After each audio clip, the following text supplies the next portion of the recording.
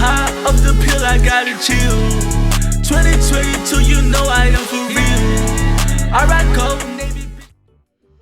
Yo, Wagwan YouTube. It is your boy, the Alpha Prime, aka Durag Bobby, aka the guy that is reacting to yet again another death battle. This time we are going to be reacting to Hercules versus Sun Wukong. Now, you know what I'm saying? Both characters are very interesting, right? Hercules is from Greek mythology. Sun Wukong is from Chinese mythology, right? Both are gods. Both were kind of defiant in a way. Sun Wukong, from what I know about him, is like he's kind of like a god of mischief as well, in a sense, but not really. He just does whatever the fuck he wants because he's so powerful. But for Hercules, his own case was he had to defy the odds because he was a demigod that then became a full god. So, you know, a little bit of defiance on both sides, if you will. But hey, let's get into it, man. I love watching death battle videos, man. You know what I'm saying? And I wonder what they got for your boys this time, man. So without further ado, let's get into it. Oh, before we do though, make sure you leave a like, make sure you subscribe, make sure you drop a gosh darn comment so you always, so you can always talk about some shit if you got some shit to talk about in the comments, okay? Don't forget I stream on Twitch, okay? I also be live recording on that hoe too. So hey, but no, let's get into that shit, my guy. This episode of Death Battle is sponsored by BetterHelp.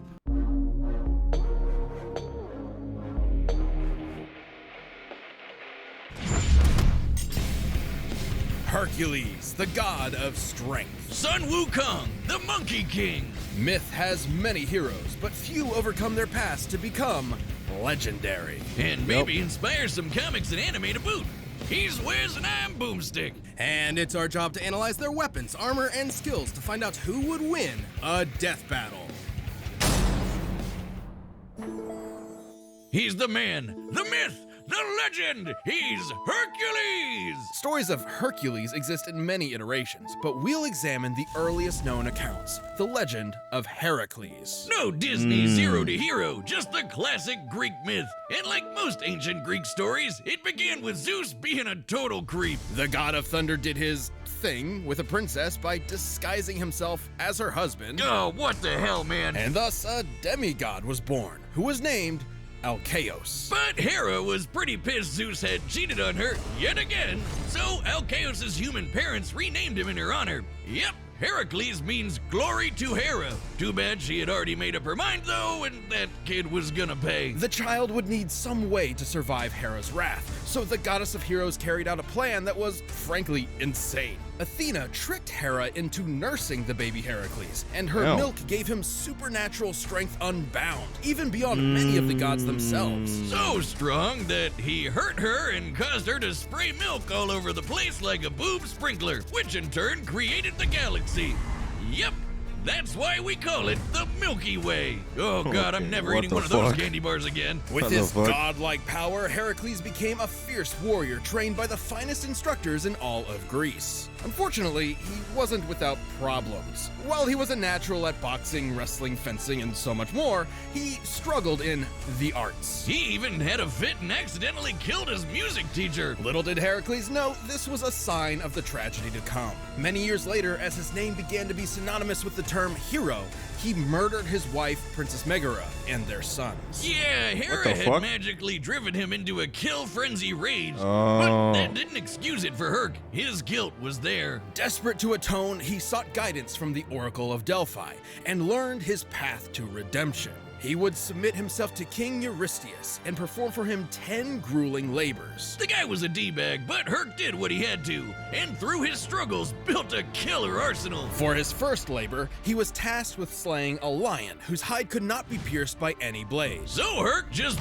beat the lion to death with his bare hands and took the pelt as armor for himself. He defeated a flock of metal, man-eating birds with cortalas so loud no living thing could bear the noise. He battled a multi-headed hydra, cauterizing its necks after each decapitation so the heads would not grow back. A lot of sliced off heads meant a lot of blood spilled, and hydra blood is extra poisonous. Even gods fear it, so Herc dipped his arrows in the stuff for later use, like when he used them to take out centaurs, titans, and even the sun.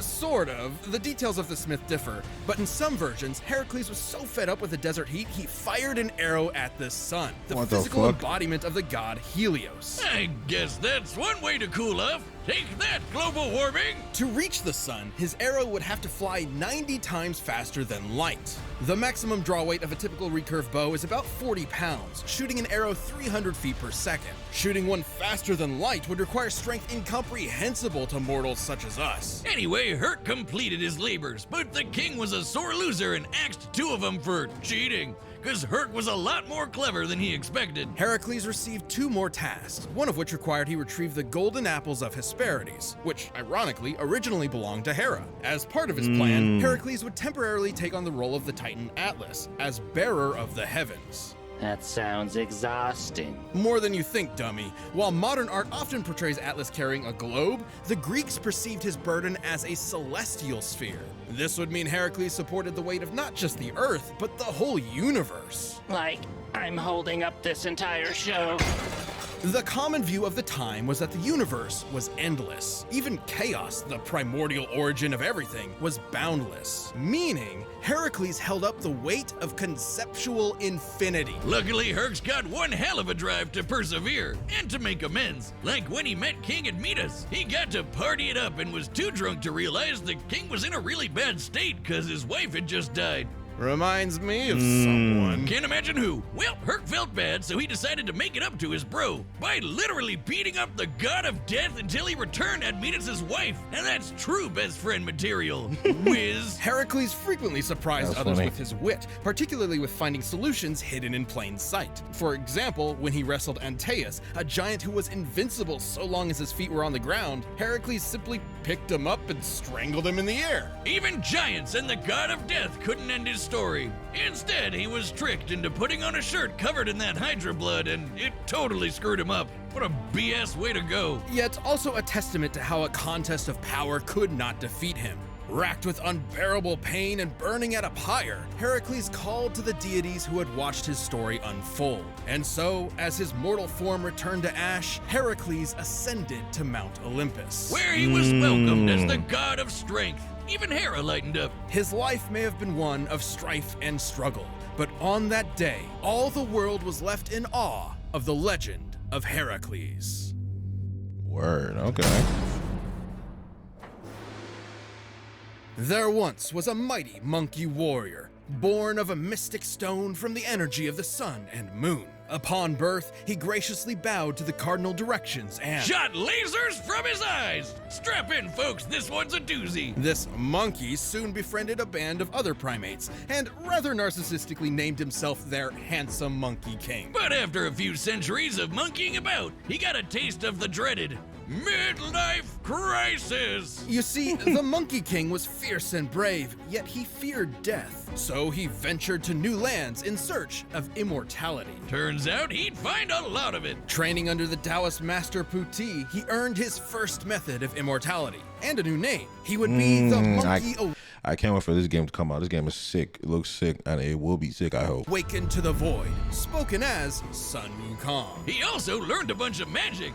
He can ride clouds, make thousands of clones, heal from fatal wounds like decapitation, and transform into basically anything. A bird, some vapor, a pitchfork, even an incredible fighting temple. With his famous cloud somersault, he could traverse the world at incredibly high speed. At first, a single somersault could carry him 108,000 li, li being a traditional Chinese unit equal to about 500 meters, making one somersault move 54,000 kilometers per second. Fast enough to circle the entire Earth in one leap. And he'd only get faster from there. Monkey would do whatever it took to prove he was the best of the best. When fighting the mighty deity Prince Nocha, his foe transformed into a more powerful visage with 3 heads and 6 arms. But Sun was like, hey, I can do that too, and then did just that. Sun Wukong eventually returned to his simian subjects, and with his newfound power, amassed a veritable army. However, he felt no weapon in their arsenal suited him. So he barged into the Dragon King's palace and demanded he hand over a weapon worthy of a king who could match the power of heaven. Yeah, Sun was pretty full of himself, but he wound up taking a pillar originally designed to measure the depths of the ocean. What seemed like a worthless rod to the Dragon King was actually the perfect weapon for Wukong. Weighing nearly 8 tons, the Rui Jingu Bang can change size at his whim. It can shrink to the size of a needle or grow long enough to pierce the heavens. The same heavens that got pretty mad with Sun after he crossed his name out of the Ledger of Death, making himself double immortal. Wait, how does that work? And even more mad when he demanded to be formally acknowledged as the Great Sage equal to heaven. Okay, we've got a headstrong goofball who quickly masters new powers and wants a fancy title. This is just shonen anime. Now, the Monkey King may have lashed out, but it was because when he requested a place in heaven, a place he truly believed he deserved, the Jade Emperor's court reduced him to a stable boy. Beneath all his antics, what Sun wanted most was to prove himself. Even with all the shenanigans, the Jade Emperor remained cautious and willing to placate Wukong. By making him the watchdog of the Garden of Immortal Peaches. He totally ate that shit, didn't he, Wiz? Oh yeah, Wukong got hammered, ate most of the peaches, ran around the Jade Palace in a fit, and found 5 gourds of immortality pills, which he promptly swallowed. All of them. Okay, so that Golly. makes how many layers of immortality now? I'd say a few hundred, thousand, if you count each individual peach and pill. When he sobered up, he knew he was in serious trouble. So, naturally, he prepared for war. Wow, that escalated quickly. What are they gonna do? Kill him? Fucking guy's So crazy. the Monkey King proved too strong for heaven. He battled all their best fighters and even matched Erlong Shan blow for blow in an epic battle of transformations. He's that guy with the third eye. And heaven's greatest holy warrior. Yet no matter Erlong's form, Wukong always had a counter. Until Lao Zi threw in a convenient plot MacGuffin that captured the monkey. But even with Wukong in chains, heaven had a problem. He just wouldn't die. Lightning, fire, even Lao Zi's de-immortalizing furnace just made the monkey stronger. Now, Wukong is not invincible. He has been hurt by the scorpion demoness's poison, which could even harm the Buddha, an awakened divine being liberated from the cycle of life and death entirely. Now tell me, how painful is that? Pain is all in the mind, and I am absent of mind. Oh God! Oh no, I was wrong. It's bad. It's really, really, really bad. Oh God, make it stop! But even after all that, Sun had one more challenger to contend with: the Buddha himself. Buddha approached Wukong with a contest. Leap out of his hand, and he could have the Jade Emperor's throne for himself. Having no impulse control, the monkey agreed, and in an instant somersaulted to the very edge of heaven. But he had already lost. Because Buddha achieved nirvana, he transcended the world, literally holding all of existence. So even at the edge of the universe, Wukong technically never left his hand. For his rebellion, Sun was put in timeout, sealed under a mountain for 500 years. But even Sun Wukong would find a chance at redemption. In his case, he was tasked with escorting and protecting a monk, Tansong Zong, or Tripitaka, on a journey to the west. With additional companions, Pigsy and Sandy, the trip was a tough one, and Monkey abandoned it more than once. But through it all, he always returned to shine as the group's powerhouse, saving Tripitaka's life many, many times. Seriously, this guy could not stay out of trouble. It's like Wiz on a blind date. Wukong has cracked apart mountains, slayed hundreds of monsters, and survived the yellow wind demon storm that could destroy the universe. As in heaven, earth, the 18 layers. Bro, okay, so before we keep going, right, before we get to the fighting, hey, who y'all got, bro? Between Hercules and Sun Wukong, who y'all got? I honestly think Sun Wukong might win this. Is that crazy? I don't know. I feel like he might honestly beat Hercules. The guy sounds like he's done a lot of shit. No cap. Well, let's get into it, though. Let's keep going. Layers of hell and more. That's cool and all, Wiz, but let's answer the real question. Can he beat Goku? Oh, my days. Maybe. During his journey, Wukong performed possibly his most legendary feat, holding up Mount Sumeru, which in traditional Mahayana Buddhism is a mountain supporting the infinite cosmic sky. And Sun just hauled it around on one shoulder. Just one, because on his other shoulder was a whole other mountain. After 14 years of travel, the journey was complete, and Wukong had finally accomplished a truly great deed. For this, he was given his long-awaited place among the heavens. As the victorious fighting Buddha. Now that's gotta be an anime. After so much time as a rebel, an outcast, and a truly unstoppable warrior, Sun Wukong had, at last, found his home. Okay. All right, the combatants are set, and we've run the data through all possibilities. It's time for a death battle! All right. Let's get into it. Our tale begins atop a great mountain where the mighty Hercules sought a gift from the gods. Oh there! Huh? I'm in need of that apple. Relinquish it. Sorry, I'm supposed to find my master some vegetarian food. You'll find it elsewhere. But Heracles was not so easily fooled. The Monkey King's strike rang true, but he'd not so easily overwhelm the god of strength.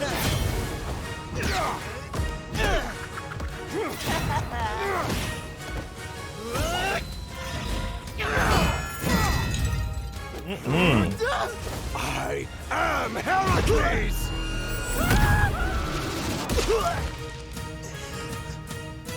Yikes!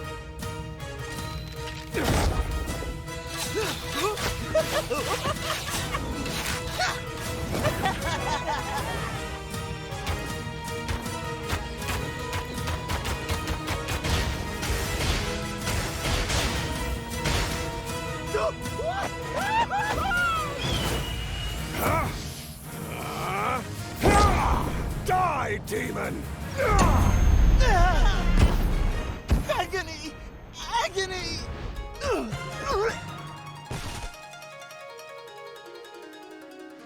The Monkey King fell into a strange forest, in awe at such a wondrous fight. But should he mistake his fear, he might lose his head.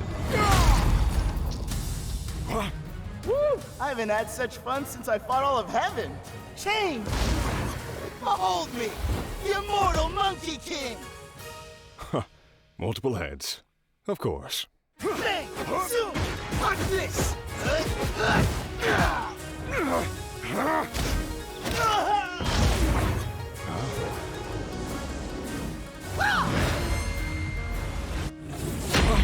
Golly. Well, that makes sense. That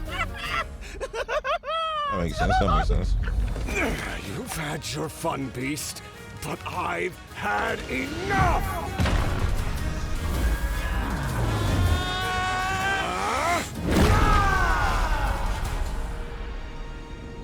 In heavens above, the gods witnessed their earthbound selves, and so joined in battle.